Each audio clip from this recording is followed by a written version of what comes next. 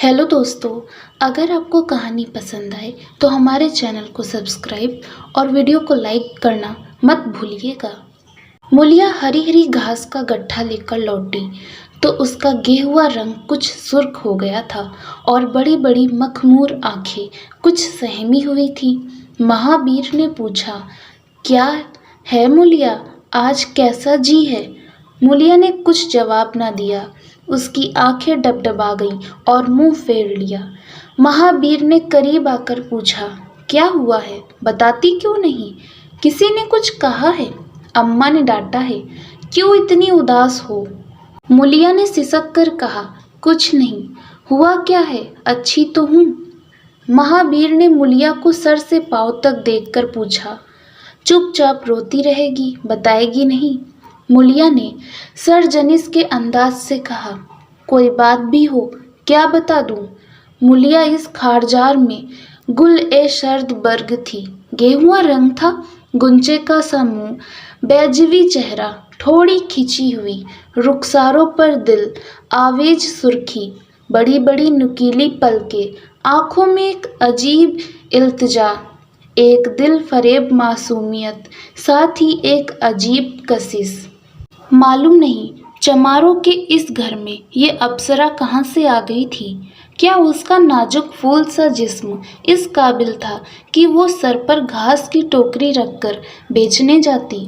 इस गांव में भी ऐसे लोग मौजूद थे जो उसके तलवों के नीचे आंखें बिछाते थे, उसकी चितवनों के लिए तरसते थे, जिनसे अगर वो एक बात भी करती तो निहाल हो जाते। लेकिन मूलिया को आए साल भर से ज़्यादा हो गया, किसी ने उसे मर्दों की तरफ ताकते नहीं देखा। वो घास लेने निकलती तो उसका गदमी रंग तुलू की सुनहरी किरणों से कुंदन की तरह दमक उठता। गोया बसंत अपनी सारी सफगुप्ती और मस्तानापन लिए मुस्कुराती चली जाती हो। कोई गजलें गाता, कोई छाती पर हाथ रखता, पर मूलिया आंखें नीची किए राह चली जाती थी। लोग हैरान होकर कहते, इतना गुरूर, इतनी बेनियाजी, महावीर में ऐसे क्या सुखार्ब के पड़ लगे हैं? ऐसा जवान भी तो नहीं, ना जाने कैसे उसके साथ रहती है, चांद में गहन लग जाता होगा। मगर आज एक ऐसी बात हो गई जो चाहे उस जात की दूसरी नाजनीनों के लिए दावत का पैगाम होती, मूलिया के लिए जख्म जिगर से कम न थी। सुबह का वक्त था, हवा आम के बौर की खुशबू से मतवाली हो रही थी, आसमान जमीन पर सोने की बारिश कर रहा था।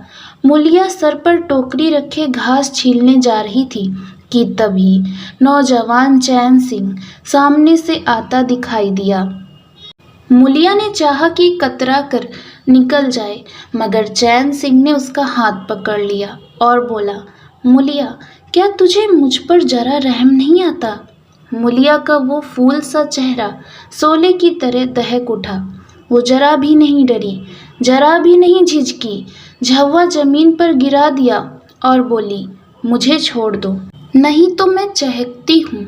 चैन सिंह को आज जिंदगी में ये नया तजर्बा हुआ।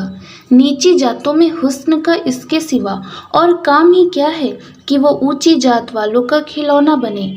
ऐसे कितने ही मार के उसने जीते थे, पर आज मूलिया के चेहरे का वो रंग, वो गुस्सा, वो गुरूर, वो तमक न देखकर उसके छक्के छूट गए। उसने खफीफ होकर उसका हाथ छोड़ दिया।